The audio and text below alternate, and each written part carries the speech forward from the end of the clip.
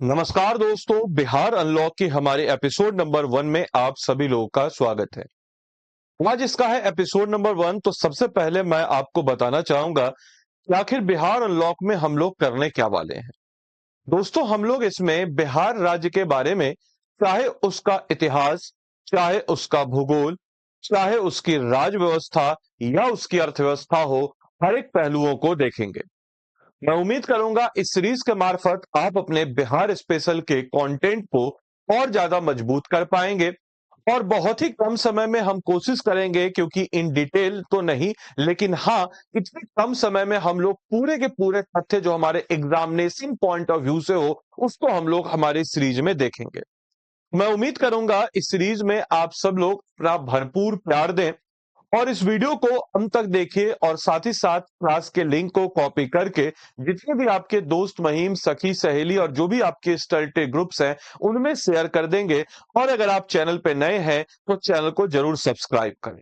चलिए, आज हम लोग हमारे एपिसोड नंबर 1 में मॉडर्न हिस्ट्री के एक बहुत ही जानदार और शानदार टॉपिक, और पहला टॉपिक जिसका नाम है बिहार में यूरोपीय कंपनियों का आगमन। यानी कि अगर हम लोग बात करते हैं कि बिहार में जब यूरोपियंस, यानी कि हम कह सकते हैं कि प्रवेश किए थे, एंटर किए थे, तो क्या हुआ था, आइए जरा जानते हैं उस दौर को। दोस्तों, आप सभी लोगों को पता है कि हमारे भारत में सबसे पहली यूरोपियन कंपनी जो आई थी वो थी पोर्टुगीज।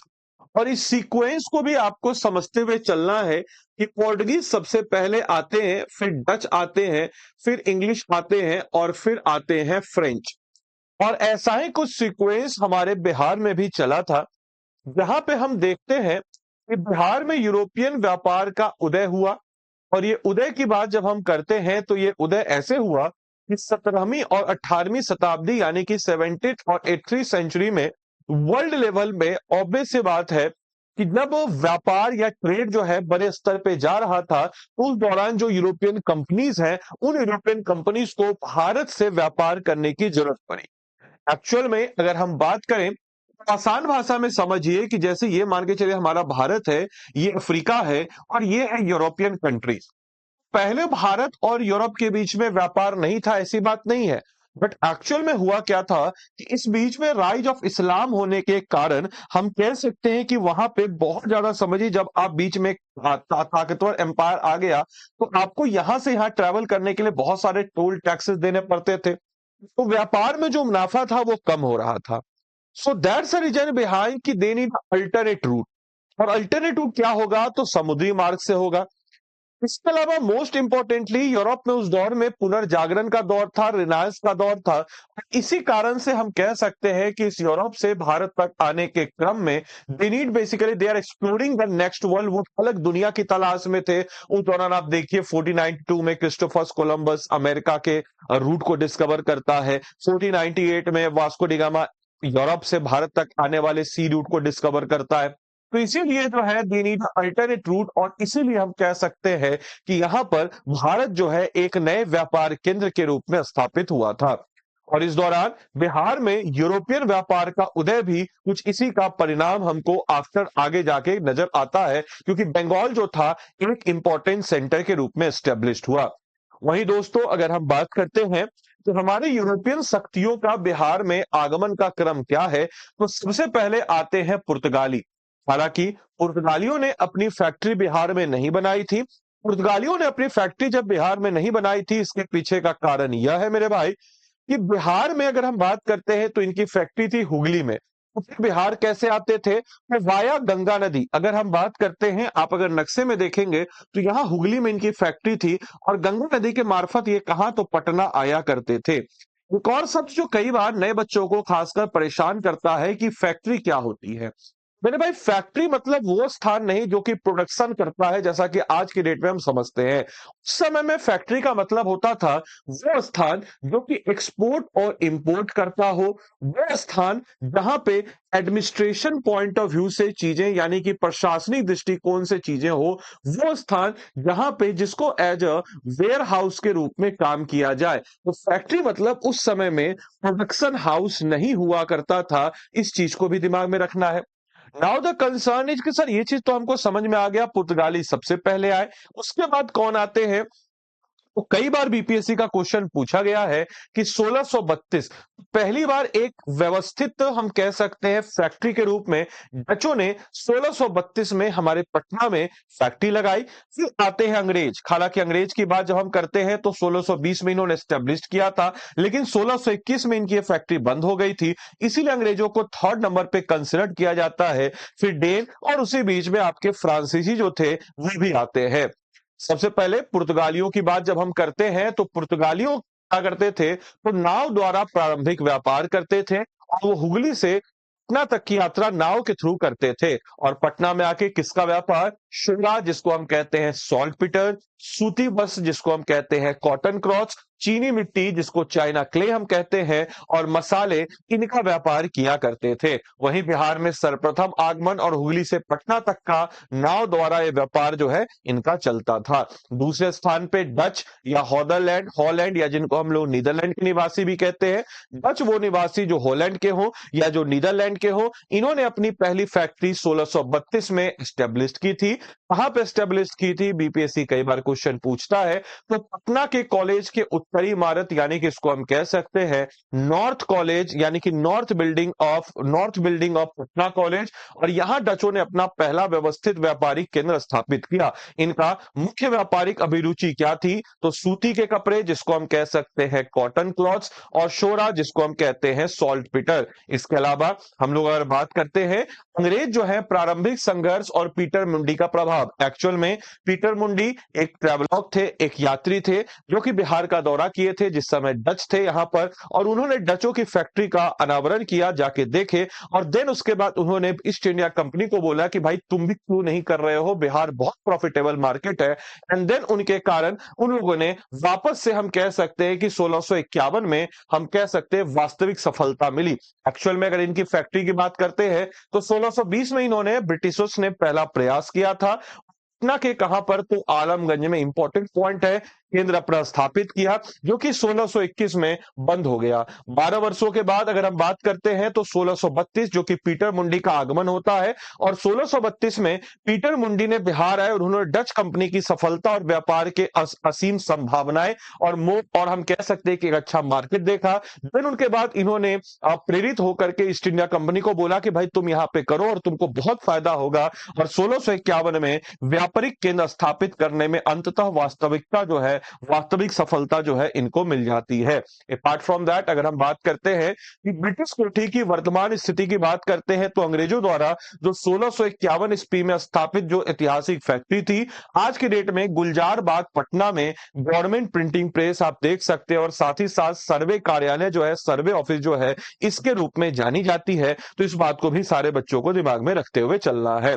इसके अलावा डेन की बात करते हैं। डेन कौन हुए, जो डेनमार्क के निवासी हुए। डेन की बात करते हैं तो डेन ने पटना सिटी की नेपाली कोठी में समीप अपनी फैक्ट्री को स्थापित किया था। और फ्रेंच की बात करते हैं तो फ्रेंच लोगों ने कहा किया था, तो फ्रेंच लोगों ने माल गोदाम जो है पटना में, वहां पे इन्होंने अपनी फैक्ट्री को स्थापित किया था। तो इस प्रकार से यूरोपियन कंपनी का आगमन हमारे बिहार में होता है।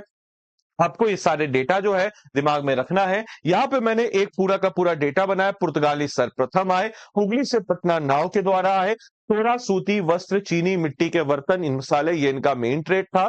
1632 में आते हैं, पटना कॉलेज की उत्तरी इमारत, सूती वस्त्र, शोरा, इनका इंपॉर्टेंट ट्रेड का था।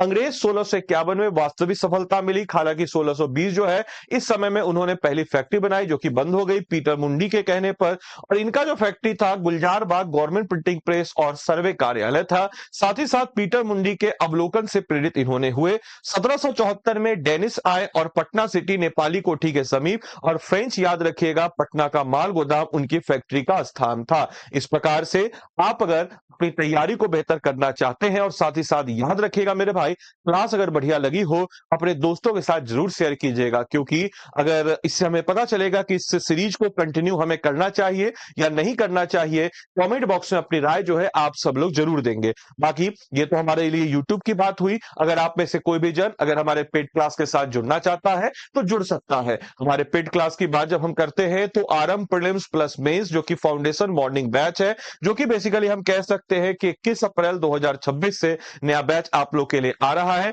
और ये बैच जो है आज से आप लोग को आप लोग अगर हम बात करते हैं तो कल से आप लोग के समझ जो है नजर आएगा। साथ ही साथ इस बैच की खास बात बताते चले तो इसमें आपको मेरा मेंटरशिप भी, क्योंकि सही डायरेक्शन जितनी आपकी कड़ी मेहनत जरूरी है उससे उससे उसके इक्विवेलेंट जरूरी है कंसिस्टेंसी और सही डायरेक्शन पे आपको कोई बताए। आप खुद सोचिए कि हनुमान जी को भी जामवंत की जरूरत पड़ी थी इतने पावरफुल इंसान होने के बावजूद भी, तो वैसा ही कुछ होता है एक मेंटरशिप का टाइम। तो वैसा ही कुछ अगर हम बात करते हैं दोस्तों, तो हम लोग हमारे इस पेड बैच में 1100 प्लस घंटे की लाइव क्लासेज में जितने भी प्रीलिम्स और मेंस के सारे के सारे 900 प्लस टॉपिक्स है उसको अच्छे से आपको हम कवर अप कराते हैं। और इन सारे के सारे अच्छे से टॉपिक्स को कवर अप कराने के बाद दोस्तों हम कह सकते हैं कि आपका प्रीलिम्स और मेंस दोनों तैयार होगा। और इसी को हम कहते हैं एक इंटीग्रेटेड अप्रोच। और इस इंटीग्रेटेड अप्रोच के साथ आपका ये टॉपिक बेहतर होता है। देन उसके बाद हम अगर बात करते हैं इस फाउंडेशन कराने में हमको 8 से 10 महीने का वक्त लगता है, जो कि किसी भी संस्था को अगर ईमानदारी से कराए तो इतना लगता ही लगता है। अब आप बोलेगा कि सर 26 जुलाई को हमारा प्रीलिम्स का पेपर है उसका क्या? तो मेरे भाई चिंता मत कीजिए, के लिए हम लोग पहली ऐसी संस्था है जो 100% प्रीलिम सपोर्ट जो है आपको प्रदान करता है। तो ये 100% प्रीलिम सपोर्ट प्रदान करने का मतलब क्या हुआ? तो हम पहली ऐसी संस्था है जो लाइव प्रीलिम्स क्रैश कोर्स दे रहे हैं, 2 महीने का एमसीक्यू प्रीलिम्स बैच दे रहे हैं, साथ ही साथ डे 1 से आपको 5100 एमसीक्यू प्रैक्टिस, एनसीईआरटी का रिकॉर्डेड कोर्स आपके फाउंडेशन को बेस्ट करने के लिए, और 8 किताबों का सेट आपके घर तक, और ग्रुप मेंटरशिप बाय फैकल्टी। इतना ही नहीं, प्रीलिम्स का पेपर जैसे ही आपका खत्म होगा तो हमारा आपका साथ आपके सिलेक्शन तक है। और इसीलिए हम इसमें आपको 4 महीने का डेडिकेटेड आंसर राइटिंग बैच भी देते हैं। इन केस कोई ऐसा टॉपिक प्रीलिम से पहले जिसको आपका फाउंडेशन करना हो, क्योंकि लाइव है समय लगेगा, तो एक आपका प्री रिकॉर्डेड फाउंडेशन बैच भी देते हैं। साथ ही साथ आपके इंटरव्यू गाइडेंस प्रोग्राम के लिए भी हम इसमें मुहैया कराते हैं। Monthly current affairs magazine, individual mentorship by mentor, ये तमाम तरह के फीचर जो है हम आपको इस बैच में मुहैया कराते हैं। तो देरी किस बात की, जाइए एनरोल कीजिए। बाकी क्लास की पीडीएफ आपको इस टेलीग्राम ग्रुप पे नजर आएगा, तो इसको आपको स्कैन कर लेना है, जुड़ जाना है। क्लास की पीडीएफ आपको मैं इस टेलीग्राम ग्रुप पे दूंगा।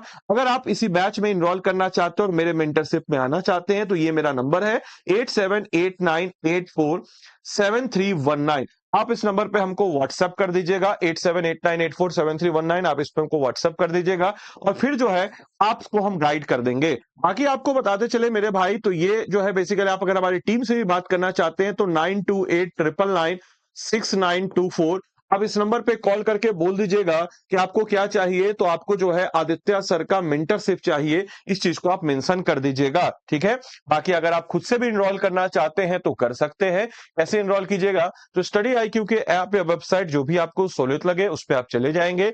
ऐप या वेबसाइट पे जाने के बाद आप क्या करेंगे मेरे भाई, तो स्टेट पीसेस पे जाएंगे। स्टेट पीसेस पे जाने के बाद आप क्या करेंगे, तो बिहार पे जाएंगे। बिहार में देखिए बिहार पीएससी का RM prelims plus mains plus interview का बैच है। इसमें अगर हम बात करते हैं तो बाय नाउ पे जाएंगे। बाय नाउ पे जाने के बाद दोस्तों हम क्या कर सकते हैं, तो सबसे पहले लैंग्वेज यानी कि क्या करना है, हिंदी या इंग्लिश दोनों में से कोई एक लैंग्वेज चुन लीजिएगा। देन उसके बाद आपको यहाँ पे क्या करना है, ADILIVE आदि लाइव जो है कोड लगा देना है। आदि लाइव कोड लगा के 15,999 में कोर्स आपको मिल जाएगा। तो क्या याद रखिएगा, क्या कोड लगाना है, ADILIV आदि लाइव कोड लगा के आपको ये कोर्स मिल जाएगा। जाइए एनरोल कीजिए। गोल्ड या प्लेटिनम जो भी आपको सहूलियत लगे, लेकिन हम आपको कंसिडर करेंगे प्लेटिनम कीजिए, क्योंकि इट जस्ट लाइक अ महापैक, इसमें सारे के सारे कोर्सेज आपको मिल जाएंगे। तो देरी किस बात की, जाइए एनरोल कीजिए। तो मिलते हैं हम लोग अगले सेक्शन में, तब तक के लिए सारे बच्चों को bye bye, take care, thank you and thanks for watching this session. Thank you.